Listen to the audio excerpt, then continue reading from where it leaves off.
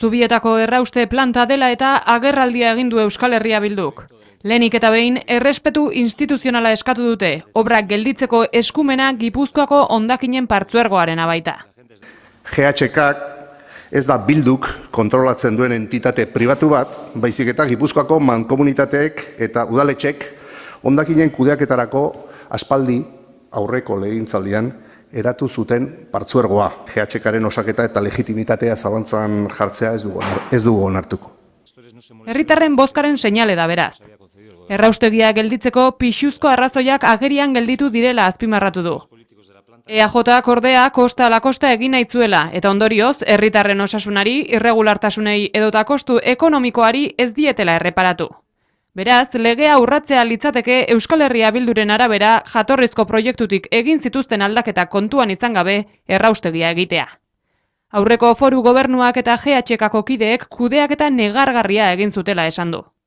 PNV eta bere ezkutuko interesa daude, beste behin ere, argipenak eta ikerketa eskatzen duen auzi baten atzean. Horregatik eraikuntza lanak gelditzeak eragin ditzakeen kalte guztien erantzule Eusko Alderdi Jeltzalea dela gaineratu du. Argiago esanez, haiek ez beste inork sortutako zuloak eta arduragabekeriak ondorengoi leporatu nahi diete. Kopeta lodia behar da, horrela hitz egiteko eta horrela jarduteko.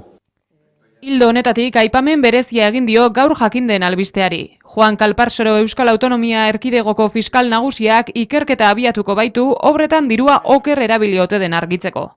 Hona Euskal Herria Bilduren erantzuna.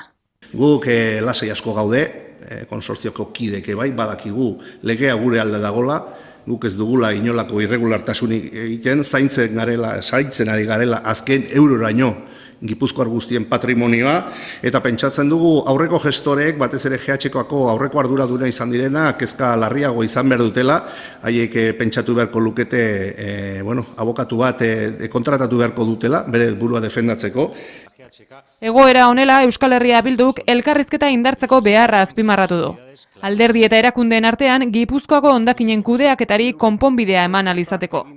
Datozen egunetan horri eusteko dinamikak jarriko dituztela abian iragarri dute.